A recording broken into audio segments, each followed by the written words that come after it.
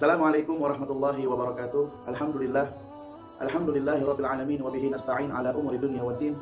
Wassalatu wassalam ala asyrafil anbiya wa imamil mursalin sayyidina wa maulana Muhammadin wa ala alihi wa sahbihi ajma'in. Allahumma salli ala sayyidina Muhammadin nurika sari wa midadakal jari wajma'ni bihi fi kulli atwari wa ala alihi wa sahbihi ya nur. Alhamdulillah, adik-adikku sekalian, murid dan muridah SMA Insan Kamil, kita doakan mudah-mudahan kalian semua senantiasa sehat afiat dan semakin meningkat semangatnya dalam mencari ilmu, sekalipun kita mengalami kesulitan untuk ketemu, belajar di sekolah. Tetapi bagi mereka yang punya semangat tinggi dalam menuntut ilmu, setiap apa yang dia lihat dalam lingkungannya bisa dijadikan pelajaran untuk kehidupan menjadi lebih baik insyaallah di depannya. Alhamdulillah, kita telah membahas peristiwa demi peristiwa yang terjadi dan dialami oleh Nabi kita Sayyidina Muhammad SAW dari mulai tahun pertama setelah hijrah Nabi SAW dari kota Mekah menuju kota Madinah. Dan kita pun sudah membahas peristiwa apa saja yang terjadi pada tahun kedua setelah hijrah. Dan pada hari ini insya Allah kita akan menyampaikan materi yang berkaitan dengan peristiwa dan pelajaran yang bisa kita ambil dari perjalanan hidup Nabi kita Sayyidina Muhammad SAW pada tahun ketiga setelah hijrah. Dari kitab Khulasah Nurul Yakin jilid yang kedua, yang disusun oleh seorang ulama yang bernama Syekh Umar Abdul Jabbar rahimahullahu ta'ala. Nafa'anallahu bi'ulumihim amin ya rabbal alamin. Dikatakan peristiwa yang terjadi pada tahun ketiga setelah hijrah Nabi SAW diantaranya adalah peperangan yang terjadi pada tahun itu. Peperangan apa saja yang terjadi pada tahun ketiga setelah hijrah Nabi SAW? Pada tahun ketiga setelah hijrah terjadilah beberapa peristiwa peperangan. Di antaranya Ghazwah Ghatafan, Ghazwah Bahran, Ghazwah Uhud, Ghazwah Hamra'ul Asad. Namun pada sekian peperangan itu tidak terjadi peperangan kecuali pada perang Uhud. Yang pertama, perang Ghatafan. Ghatafan diambil dari nama kabilah yang saat itu ingin memerangi Nabi SAW. Yang kedua, perang Bahran diambil dari nama suatu tempat yang ada di antara kota Mekah dengan kota Madinah. Yang ketiga, perang Uhud. Peristiwa itu terjadi di daerah pegunungan Uhud yang ada di kota Madinah. Salah satu di antara kisah yang menceritakan tentang gunung Uhud, ketika Nabi SAW bersama Sayyidina Abu Bakar, Sayyidina Umar, dan Sayyidina Utsman berada di atas gunung Uhud itu, kemudian kemudian gunung itu pun bergetar. Bergetar, kata para ulama, karena merasa bangga di atasnya ada orang-orang yang hebat, yang mulia di sisi Allah Subhanahu wa taala. Maka Nabi SAW menepakkan tongkatnya kepada gunung Uhud itu dan mengatakan, "Uskun ya Uhud, diamlah wahai Uhud. Sesungguhnya yang ada di atasmu adalah Rasulullah dan kekasihnya, yaitu Sayyidina Abu Bakar, dan syahidan, dua orang yang syahid, yaitu Sayyidina Umar dan Sayyidina Utsman." Ini pun menjadi suatu kabar bahwa keduanya akan wafat dalam keadaan syahid. Dan tidak ada gunung yang dicintai oleh Rasulullah SAW seperti kecintaan Rasulullah kepada gunung Uhud. Maka beliau mengatakan, "Inilah gunung yang cinta kepada kami dan kami pun mencintainya." Mudah-mudahan kita termasuk orang-orang yang mencintai Nabi Muhammad SAW dengan setulus hati kita, dan semoga Rasulullah SAW mengakui kita sebagai umatnya. Amin ya rabbal alamin. Kemudian berikutnya adalah perang Hamra'ul Asad. Hamra'ul Asad adalah suatu tempat yang ada di antara kota Mekah dan Madinah. Adapun tujuan peperangan ini, ketika Nabi SAW masih merasa harus menyiapkan pasukan, dikhawatirkan orang-orang musyrikin Makkah belum puas untuk memerangi umat muslimin, dan mereka pun telah menyiapkan satu kumpulan untuk memerangi umat muslimin, maka Nabi SAW keluar bersama para sahabat yang ikut hadir di perang Uhud untuk melawan mereka. Namun tidak terjadi peperangan dikarenakan mereka takut terlebih dahulu. Mereka mengatakan bahwa pasukan Muhammad ini bukan manusia. Kenapa? Karena tidak ada personel tambahan untuk membantu pasukan itu. Semua yang hadir adalah mereka yang hadir di perang Uhud. Bahkan di antara mereka ada yang saling merangkul satu dengan yang lainnya karena disebabkan ada luka di kakinya, sehingga mereka saling menopang untuk berjalan mengikuti perintah Rasulullah SAW. Dan tidak terjadi peperangan kecuali hanya perang Uhud. Kemudian perang Ghatafan itu perang apa? Perang Ghatafan di sini Nabi SAW keluar untuk menghadiri Ghazwah Ghatafan, melawan atau memerangi orang-orang Arab yang ingin mencelakai Nabi dan pasukan muslimin. Kemudian ketika mereka mendengar Rasulullah SAW keluar bersama pasukan untuk memenuhi peperangan itu, mereka pun lari terbirit-birit karena takut kepada pasukan umat Islam. Dikarenakan cuaca yang panas, berkeringatlah tubuh Nabi SAW. Dikarenakan cuaca saat itu sedang turun hujan, maka Nabi SAW melepaskan pakaiannya untuk mengeringkan tubuhnya, dan semua pasukan berpencar untuk beristirahat masing-masing di bawah pohon yang tersedia di sana. Di saat itu ada seorang Arabi yang bernama Du'thur datang menghampiri Nabi Muhammad SAW, kemudian menghunuskan pedangnya di hadapan Nabi SAW. Kemudian dikatakan, "Wahai Muhammad, siapa yang bisa membelamu? Saat ini kau sudah berada di depanku dan aku sudah memberikan ancaman kepadamu dengan sebilah pisau ini atau dengan pedang ini. Siapa yang akan menjagamu?" Seketika Nabi SAW mengatakan, Allah lah yang akan melindungi kami, Allah lah yang akan menjaga kami, Allah lah yang akan menyelamatkan kami. Seketika Du'thur itu merasa takut, gemetaran, dan pedang yang dipegangnya pun terjatuh. Maka kemudian Nabi SAW mengambil pedang itu dan menghunuskan kepada Du'thur sambil mengatakan apa yang awalnya dikatakan oleh Du'thur kepada Nabi SAW. "Wahai Du'thur, sekarang siapa yang bisa menyelamatkan dirimu?" Maka Du'thur mengatakan, "Tidak ada, wahai Muhammad." Maka Nabi SAW memaafkannya, dan Du'thur kembali ke kaumnya dalam keadaan sudah beragama Islam. Bahkan inilah suatu kehebatan para sahabat ridwanullah alaihim ajma'in. Di awalnya mereka benci dengan Nabi SAW, tapi ketika Allah berikan hidayah, Allah bukakan hati kepada mereka, mereka menjadi pembela perjuangannya Nabi Muhammad SAW, sehingga dikatakan, "Ma ara ahadan yuhibbu ahadan kahubbi ashabi Muhammadin Muhammadan." Tidak ada seseorang yang mencintai seseorang seperti hebatnya kecintaan para sahabat Nabi kepada Nabi Muhammad SAW. Allahumma ghfir fi qulubina mahabbatan lin Nabi SAW. Adapun yang terjadi di perang dan yang terjadi pada tahun ini adalah peristiwa perang Uhud. Ada beberapa poin yang akan dibahas, di antaranya keluarnya Nabi SAW bersama kaum muslimin untuk memerangi mereka, orang-orang kafir Quraisy.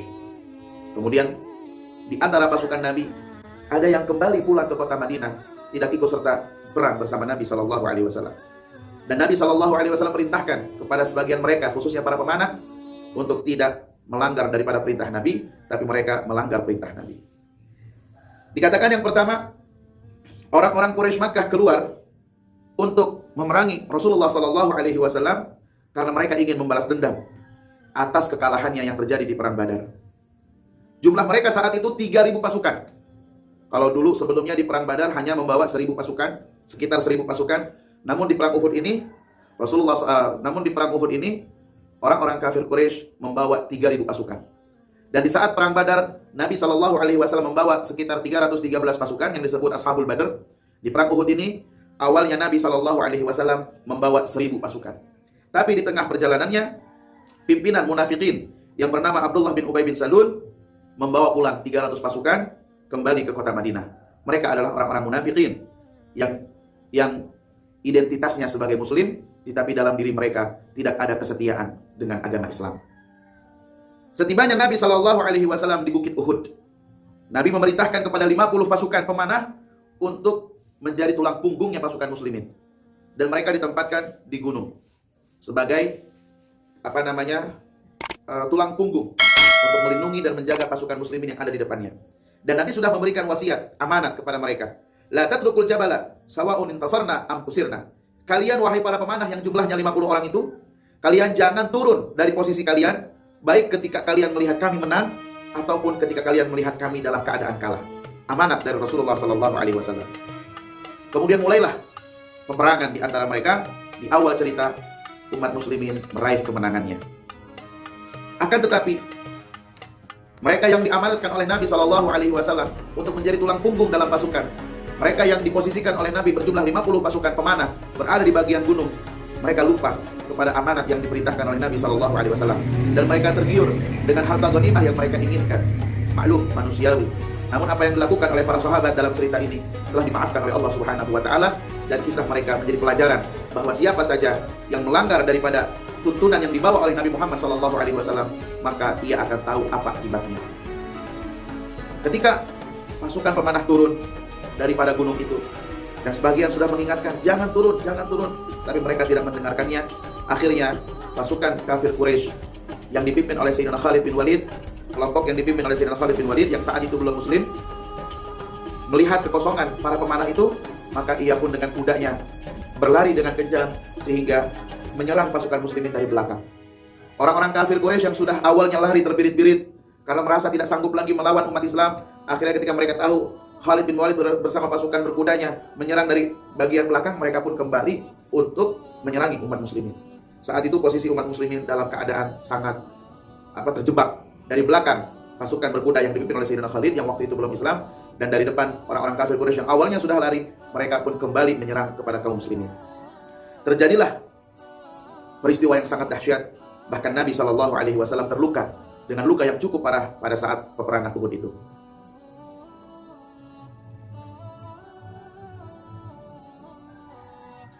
Kemudian pada peristiwa Uhud tersebarlah berita bahwa Nabi SAW meninggal dunia. Padahal Nabi tidak meninggal saat itu, namun ada salah seorang sahabat Nabi yang bernama Sayyidina Mus'ab bin Umair yang wajahnya mirip dengan Rasulullah SAW yang terbunuh dan mati dalam keadaan syahid di waktu itu yang dikira oleh sebagian orang di antara mereka bahwa yang meninggal saat itu adalah Nabi Muhammad SAW.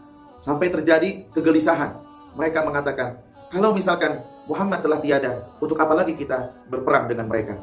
Sudah, kita kembali saja kepada kaum kita agar kita selamat dalam kehidupan dunia. Tetapi di antara mereka ada yang melihat Rasulullah masih hidup. Maka disampaikan kepada pasukan, wahai ma'asyiral muslimin, Rasulullah masih ada, Rasulullah masih hidup. Ayo lindungi Rasulullah SAW. Akhirnya mereka pun datang menghampiri Rasulullah SAW untuk melindunginya dan menjaga Nabi SAW. Kemudian dari pelajaran yang terjadi di perang Uhud itu memberikan pelajaran kepada kita bagaimana Nabi SAW kokoh dalam pendiriannya, dan juga para sahabat yang setia bersama Nabi Muhammad SAW seperti Sayyidina Abu Bakar, Sayyidina Umar, dan Sayyidina Ali. Dan pada saat itu Nabi mengalami musibah yang luar biasa yang ditanggung atau ditahan oleh Nabi SAW dengan penuh kesabaran. Pada saat itu ada salah seorang di antara kafir Quraisy yang bernama Ubay bin Khalaf. Pada awal kisahnya, Ubay bin Khalaf ini berniat untuk membunuh Nabi Muhammad SAW. Dia siapkan kudanya dengan baik. Dia siapkan alat perangnya dengan sempurna. Dia tajamkan pedang yang dia punya.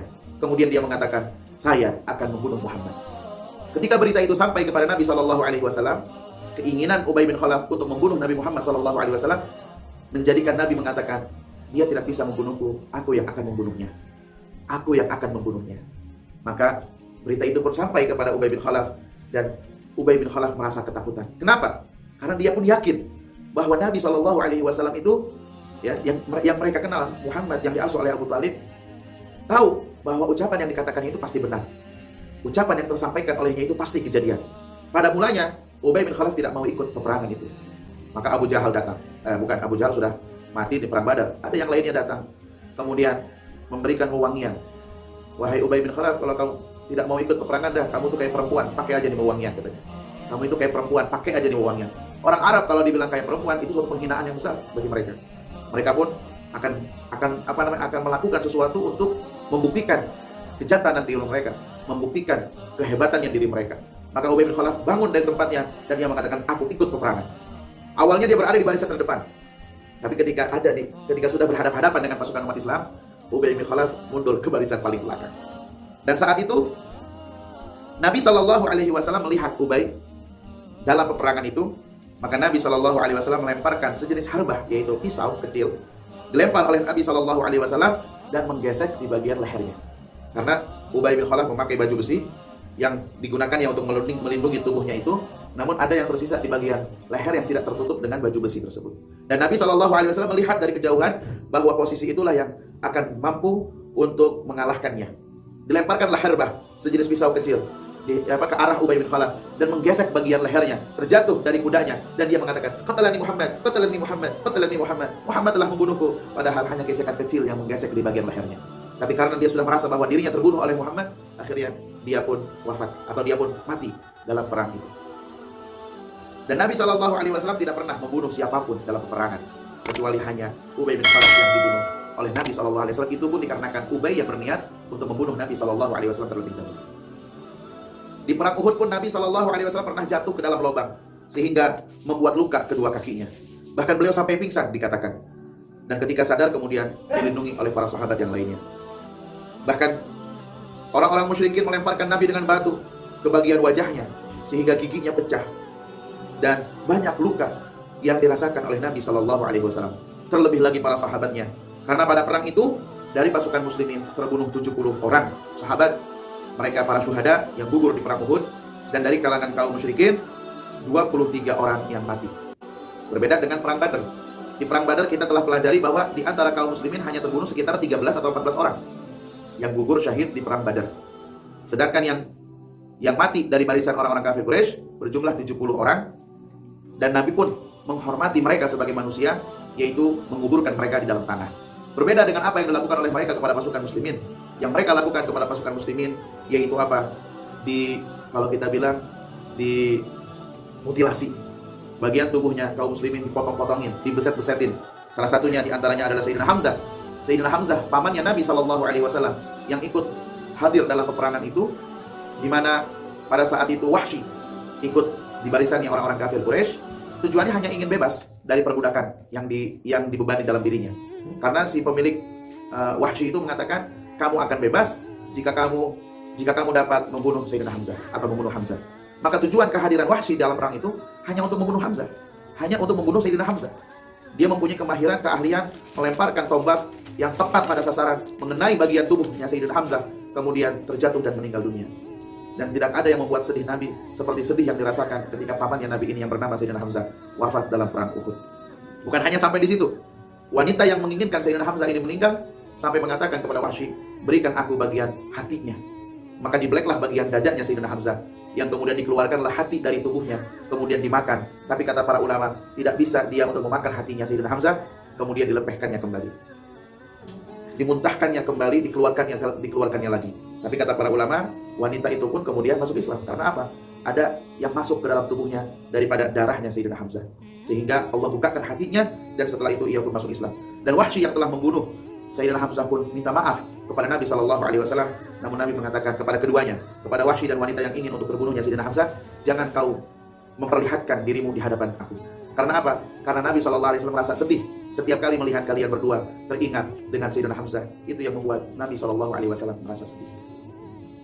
Kemudian Nabi SAW memerintahkan kepada para syuhada untuk dimakamkan dengan pakaian yang mereka pakai. Jadi dengan pakaian yang mereka pakai. Tidak ada kesedihan yang dirasakan oleh Nabi SAW seperti kesedihannya beliau ketika wafatnya Sayyidina Hamzah. Kemudian Nabi memerintahkan kepada para syuhada itu untuk dimakamkan dengan pakaiannya, termasuk yang diingat oleh Sayyidina Abdurrahman bin Auf. Sayyidina Abdurrahman bin Auf ingat salah seorang dari sahabatnya yang bernama Sayyidina Mus'ab bin Umair, yang di awal cerita kita ceritakan bahwa mempunyai kemiripan dengan Nabi Muhammad SAW. Dulunya Sayyidina Mus'ab bin Umair itu adalah seorang yang kaya raya, seorang yang terhormat dan sangat mulia di kalangan orang-orang Quraisy. Tapi ketika masuk Islam, semua dunia itu ditinggalkan dan menghabiskan waktunya untuk berkhidmah dalam perjuangan dakwahnya Nabi Muhammad SAW. Maka Sayyidina Abdurrahman bin Auf atau Sayyidina Sa'ad bin Abi Waqqas, salah seorang dari keduanya, ketika diberi makan pada saat itu akan berbuka puasa, nangis. Kenapa nangis? Ingat kepada saudaranya, sahabatnya, yaitu Sayyidina Mus'ab bin Umair. Dulu adalah seorang lelaki yang luar biasa kekayaannya, tapi pada saat wafatnya di perang Uhud itu, ketika ditutup bagian kepala, terlihat bagian kakinya. Ketika ditutup bagian kaki, terlihat bagian kepalanya. Jadi apa? Tidak ada yang menutupinya itu kecuali pakaian yang dipakainya, penuh dengan keterbatasan. Padahal dulunya adalah seorang yang kaya raya. Ini menunjukkan bagaimana pengorbanan yang harus ada pada setiap kepribadian diri kita, bahwa kita korbankan semuanya untuk perjuangan Islam. Mudah-mudahan kita bisa mengikuti jejak para sahabat ridwanullah alaihim ajma'in. Kemudian orang-orang Yahudi dan munafikin berkata kepada mereka, orang-orang muslimin, ketika pulang kembali ke kota Madinah, "Lau kanu indana ma matu wa ma qutilu." Mereka katakan, andai saja mereka tetap berada bersama kami di sini, mereka enggak akan meninggal, mereka tidak akan terbunuh. Tujuannya apa? Mereka mengatakan ini untuk melemahkan semangat perjuangan umat Islam. Tapi Allah Subhanahu wa taala menghendaki kepada mereka orang-orang yang mulia di sisi Allah taala. Maka urutan para sahabat yaitu Khulafaur Rasyidin, kemudian 10 sahabat yang dijamin surga, setelah itu pasukan Badar, setelah itu pasukan Uhud, setelah itu pasukan Bai'atul Ridwan, dan kemudian para sahabat Nabi yang lainnya. Adapun peristiwa-peristiwa yang lain yang terjadi pada tahun ketiga setelah hijrah, yaitu pernikahan putrinya Nabi SAW yang bernama Ummi Kulthum dengan Sayyidina Utsman bin Affan setelah wafat saudarinya yang bernama Ruqayyah. Waktu itu kan kita mempelajari pada tahun kedua setelah hijrah, ketika pasukan muslimin datang dengan membawa kabar gembira kemenangan dalam perang Badar, ternyata di kota Madinah sedang merasakan duka dikarenakan putrinya Nabi yang bernama Ruqayyah, istri daripada Sayyidina Utsman, meninggal dunia. Kemudian pada tahun berikutnya Nabi SAW menikahkan Sayyidina Utsman dengan putrinya yang bernama Ummi Kulthum. Kemudian ketika Ummi Kulthum meninggal dunia, kata Nabi SAW, kalau saya masih punya putri perempuan lagi, saya akan nikahkan kembali dengan Sayyidina Utsman. Kenapa? Karena Rasulullah sayang kepada Sayyidina Utsman. Karena Sayyidina Utsman bin Affan menikahi dua putri Nabi SAW setelah yang satunya meninggal dunia, maka beliau mendapatkan gelar Dzun Nurain. Dzun Nurain, sang pemilik dua cahaya. Dan pada tahun itu Nabi SAW menikah dengan putrinya Sayyidina Umar yang bernama Hafsah. Ceritanya menarik dalam hal ini. Ketika Hafsah suaminya meninggal dunia, maka Sayyidina Umar datang kepada Sayyidina Utsman. Wahai Utsman, sahabatku, maukah kau menikahi putriku? Ini suatu hal yang menjadi pelajaran buat kita bahwa mungkin saja orang tua menjodohkan putrinya untuk menikahkan dengan seseorang yang menurutnya baik. Ya, maka datang kepada Sayyidina Utsman. Wahai Utsman, istrimu telah meninggal. Waktu itu Ruqayyah telah meninggal dan belum menikah dengan Ummi Kulthum. Apakah engkau bersedia untuk menikahi putriku? Kata Sayyidina Utsman, untuk hari ini aku belum mau menikah. Karena apa? Masih merasa sedih atas kepergian Ruqayyah, putri Nabi SAW. Kemudian datang lagi kepada Sayyidina Abu Bakar. Wahai Abu Bakar, maukah engkau menikahi putriku? Saat itu Sayyidina Abu Bakar diam, tidak memberi jawaban. Kenapa? Karena Sayyidina Abu Bakar pernah mendengar kalau Nabi SAW ingin menikahi Hafsah, putrinya Sayyidina Umar. Karena dicuekin, akhirnya Sayyidina Umar kesal. Sampai datanglah utusan yang menyampaikan kepada Sayyidina Umar bahwa Nabi SAW ingin menikahi putrinya. Maka giranglah dan bahagialah Sayyidina Umar karena ternyata putrinya mendapatkan seseorang suami yang baik dan istimewa di antara manusia lainnya. Ketika acara hajatan, resepsi pernikahan, semua tamu diundang. Datang kepada Sayyidina Abu Bakar, datang kepada Sayyidina Umar sambil senyum-senyum. Kemudian mengatakan, wahai Umar, apakah kamu marah kepadaku? Iya, kenapa kamu gak bilang-bilang? Dalam artian, saya tawarin tapi kamu diam saja. Kemudian kata Sayyidina Abu Bakar, aku tidak mau menyebarkan rahasia yang tersampaikan oleh Nabi SAW. Dan ini biar menjadi surprise, kabar gembira untuk kamu, wahai saudaraku. Dan juga di saat itu Nabi menikah dengan Zainab binti Khuzaimah Al-Hilaliyah. Dan pada tahun itu lahirlah cucu Nabi yang bernama Sayyidina Hasan, putra dari Sayyidina Ali dengan istrinya Sayyidatina Fatimah Az-Zahra, putri Nabi SAW. Kemudian pada tahun itu diharamkannya minuman keras. Diharamkan, betul-betul diharamkan. Karena apa? Karena membahayakan bagi akal sehatnya, membahayakan tubuhnya, dan juga akan menghabisi harta yang digunakannya. Karena pada waktu itu, khamr diharamkan secara bertahap.